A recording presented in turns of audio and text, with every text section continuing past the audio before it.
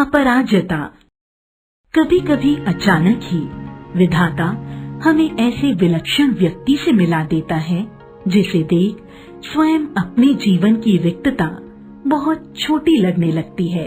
हमें तब लगता है कि भले ही उस अंतर्यामी ने हमें जीवन में कभी अकस्मात अकारण ही दंडित कर दिया हो, किंतु हमारे किसी अंग को हमसे विच्छिन्न कर हमें उससे वंचित तो नहीं किया।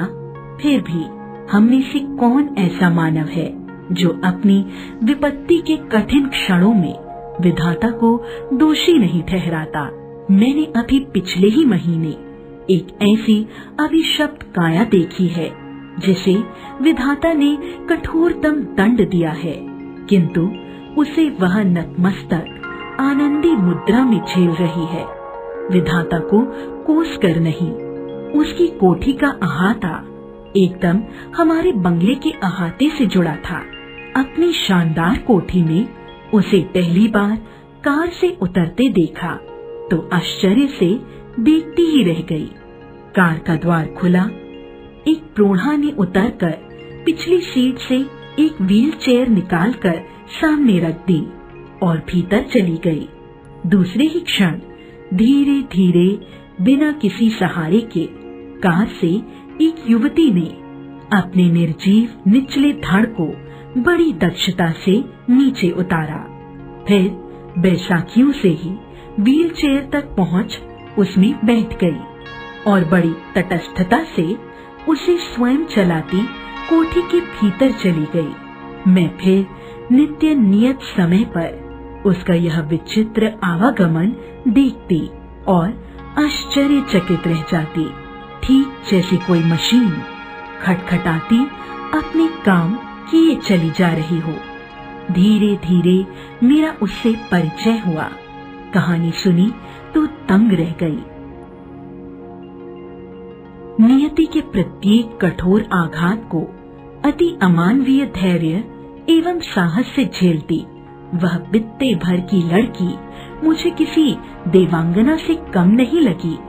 मैं चाहती हूँ कि मेरी पंक्तियों को उदास आंखों वाला वह गोरा उजले वस्त्रों से सज्जित लखनऊ का मेधावी युवक भी पढ़े, जिसे मैंने कुछ माह पूर्व अपनी बहन के यहाँ देखा था। वह IAS की परीक्षा देने इलाहाबाद गया। लौटते समय किसी स्टेशन पर चाय लेने उतरा कि गाड़ी चल पड़ी।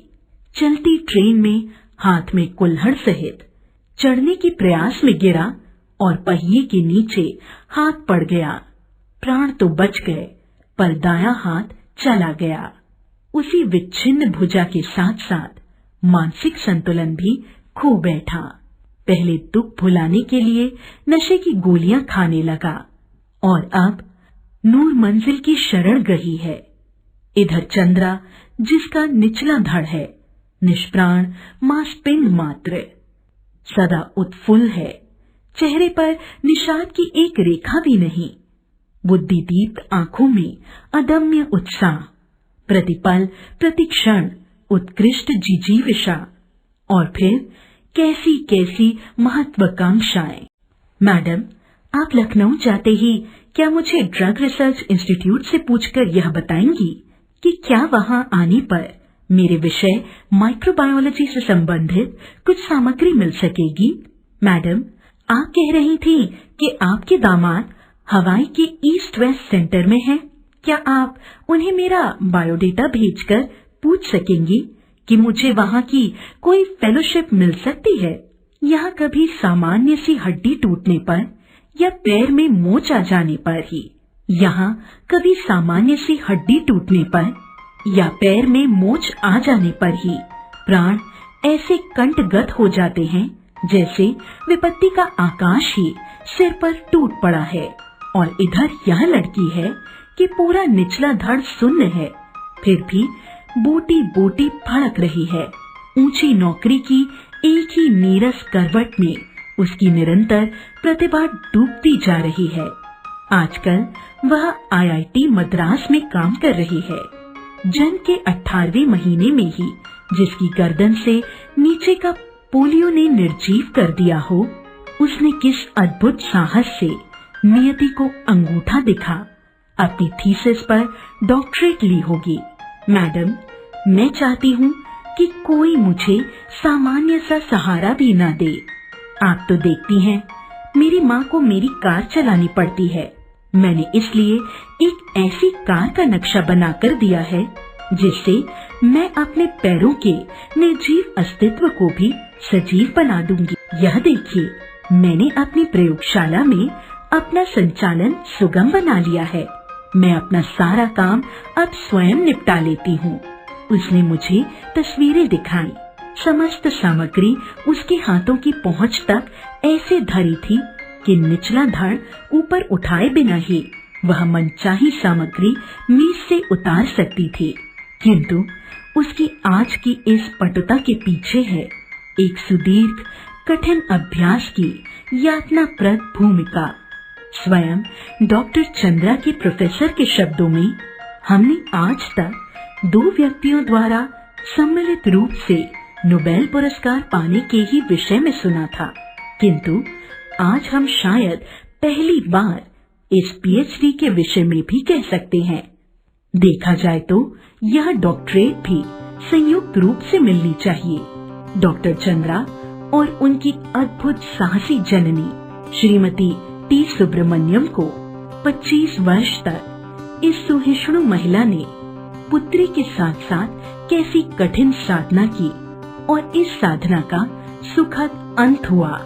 1976 में जब चंद्रा को डॉक्टरेट मिली माइक्रोबायोलॉजी में, अपंग स्त्री पुरुषों में इस विषय में डॉक्टरेट पाने वाली डॉक्टर चंद्रा प्रथम भारतीय हैं। जब ऐसे सामान्य ज्वर के चौथे दिन पक्षाघात हुआ तो गर्दन के नीचे इसका स्वाद अचल हो गया। भयभीत होकर हमने बड़े से बड़े डॉक्टरों को दिखाया। सबने एक स्वर में कहा, आप व्यर्थ पैसा बर्बाद मत कीजिए। आपकी पुत्री जीवन भर केवल गर्दन ही हिला पाएगी। संसार की कोई भी शक्ति इसे रोग मुक्त नहीं कर सकती।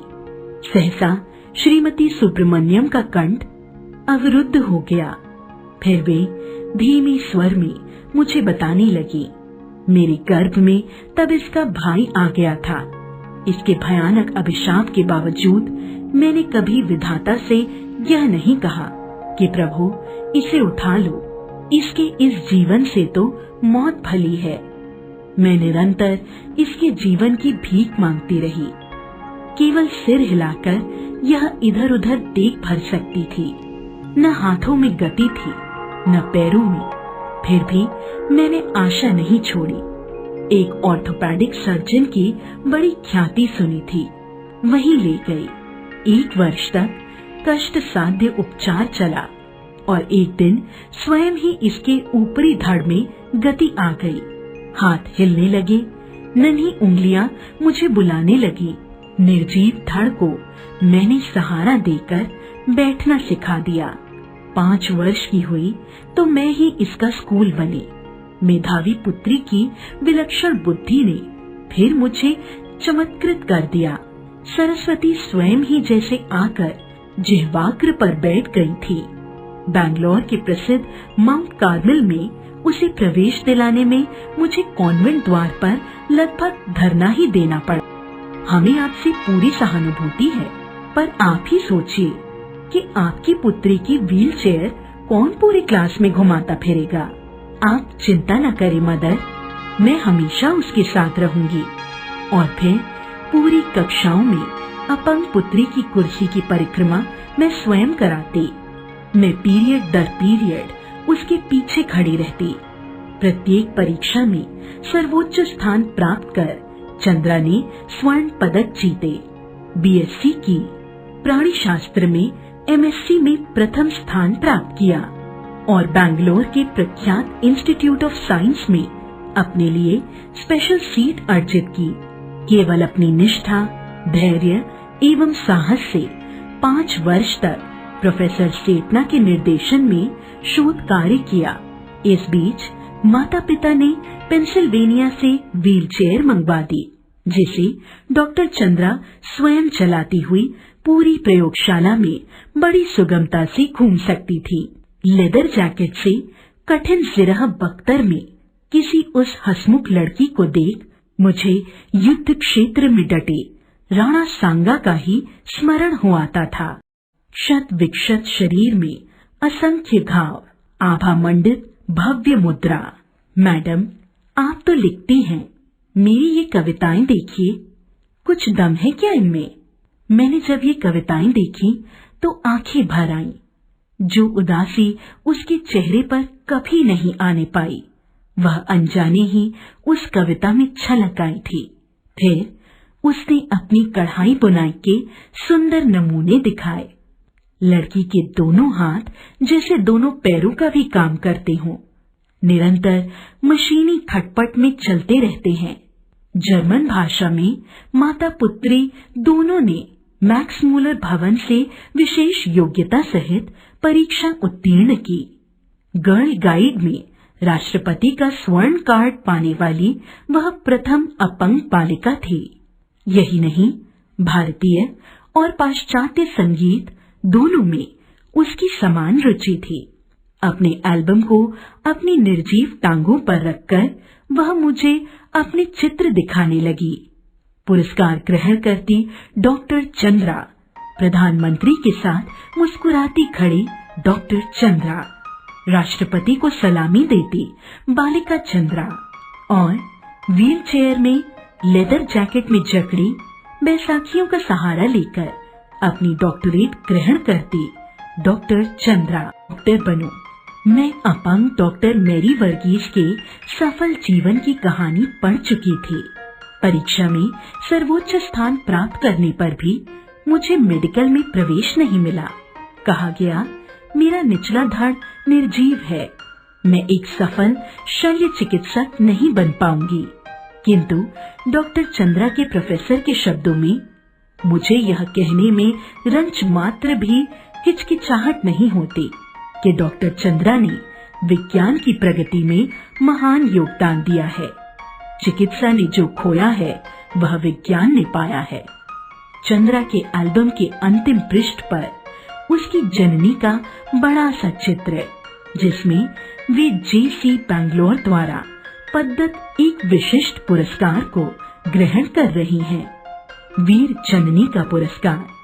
बहुत बड़ी बड़ी उदास आंखें, जिनमें माँ की व्यथा भी है और पुत्री की भी। अपने सारे सुख त्याग कर नित्य छाया बनी पुत्री की पहिया लगी कुर्सी के पीछे चक्र सी घूमती जननी। नाक के दोनों ओर हीरे की दो जगमगाती लौंगों, अधरों पर विजय का उल्लास, जोड़े में पुष्पवेणी।